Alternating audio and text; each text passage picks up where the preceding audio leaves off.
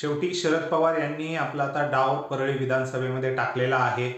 धनंजय मुंडे जे मंत्रीपदी आधी होते त्यांचं मंत्रिपद गेलं, मंत्रिपद गेल्यानंतर ते आता आमदार म्हणून कार्यरत आहे। एक जनता दरबार घेतल्यानंतर मेडिकल इश्यूजमुळे ते आता म्हणजे समाजात फिरत नाहीये, कार्यक्रमांना हजेरी लावत नाहीये आणि हे सर्व चालू असताना शरद पवार यांनी जो उमेदवार त्यांच्या विरुद्ध दिला होता परळी विधानसभेमध्ये जे राजेसाहेब देशमुख यांनी आता एक नवीन निर्णय घेतलेला आहे। रणजित कासले जे बडतर्फ PSI आहेत त्यांनी जे आरोप केले ईव्हीएम घोटाळ्याबद्दल आणि जी ईव्हीएमची सुरक्षा होती त्याबद्दल झालेले गोंधळ, माझ्या अकाउंटला आलेले 10 लाख रुपये आणि असे एकाच रणजित कासलेला फक्त तिथं न जाण्यासाठी 10 लाख रुपये देण्यात आले, तर बाकी किती पैसा वाटप ह्या सर्व गोष्टींमध्ये झाला असेल हे सर्व राजेसाहेब देशमुख हे घेऊन आता हायकोर्टात जात आहेत। सुप्रीम कोर्टात त्यांनी याचिका दाखल केलेली आहे असं वृत्तवाहिन्यांनी न्यूज दिलेली आहे। त्यामुळे निश्चितच शरद पवार हे कुठेतरी आता म्हणजे शरद पवार गटाकडनं आता कुठेतरी धनंजय मुंडे यांची आमदारकीही रद्द व्हावी या संदर्भात प्रयत्न चालू झालेले आहे। कारण याला तसंच आहे, कारण ज्यावेळेस रिझल्ट लागले त्यावेळेस राजेसाहेब देशमुख इव्हन रिझल्टच्या आधीही ज्यावेळेस मतदान झालं त्यावेळेस राजेसाहेब देशमुख यांनी आरोप केला होता, व्हिडिओज पण समोर आले होते की जे बोगस मतदान आहे या सर्व गोष्टी घडतायत परळीमध्ये।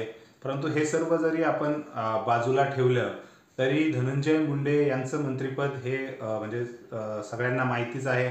संतोष देशमुख मस्साजोगचे सरपंच संतोष देशमुख यांच्या हत्याकांडात यांचं हत्याकांड झालं, अतिशय निर्गुणपणे त्यांची हत्या झाली आणि त्यानंतर त्याचं कनेक्शन वाल्मिक कराड जे धनंजय मुंडे यांचे खंदे समर्थक होते, पंकजाताई मुंडे यांनी तर ज्याच्याशिवाय धनंजय मुंडेचं पानही हलत नाही असे ते वाल्मिक कराड ही जी ओळख करून दिली होती त्या संदर्भात ते वाल्मिक कराड हे नंबर 1चे आरोपी आहेत आणि त्यातूनच धनंजय मुंडे यांचं बीड जिल्ह्यात असलेलं समाजकारण राजकारण कशा पद्धतीने चालतं हे कुठेतरी अख्ख्या महाराष्ट्राने जाणलं होतं आणि आता त्याचाच प्रत्यय म्हणून या गोष्टींवरनं आता राजेसाहेब देशमुख यांनी निर्णय घेतलाय सुप्रीम हायकोर्टात जाण्याचा। हायकोर्टात ते याचिका दाखल करतायत की हे बोगस पद्धतीने हे निवडून आलेले आहे, नवीन निवडणुका लावा किंवा जे काही कोर्टाच्या आदेशाप्रमाणे येईल ते येईलच, परंतु धनंजय मुंडे यांचा आमदारकी जाणार हे जवळपास म्हणजे त्यांच्या आमदारकीला आता चॅलेंज झालेलं आहे सुरू। हे राजेसाहेब देशमुख आणि हे जे ईव्हीएम बोगस मतदान आहे त्याबद्दल एक, आणि आता अंजली दमानिया यांनीही 6 महिन्यापूर्वी आमदारकी धनंजय मुंडे यांचं मंत्रिपद सोडा आमदारकीही जाणार, कारण धनंजय मुंडे कृषी मंत्री असताना त्यांच्याच मालकीची असलेल्या एका कंपनीला आर्थिक फायदा करून देण्यात आला होता, एक कॉन्ट्रॅक्ट देण्यात आलं होतं सरकारचं। सो या गोष्टीनुसारही त्यांनी तसा पुरावाही दाखवलेला आहे, त्यानुसार ते एक चॅलेंज आहे धनंजय मुंडे यांची आमदारकी रद्द होण्यासाठी।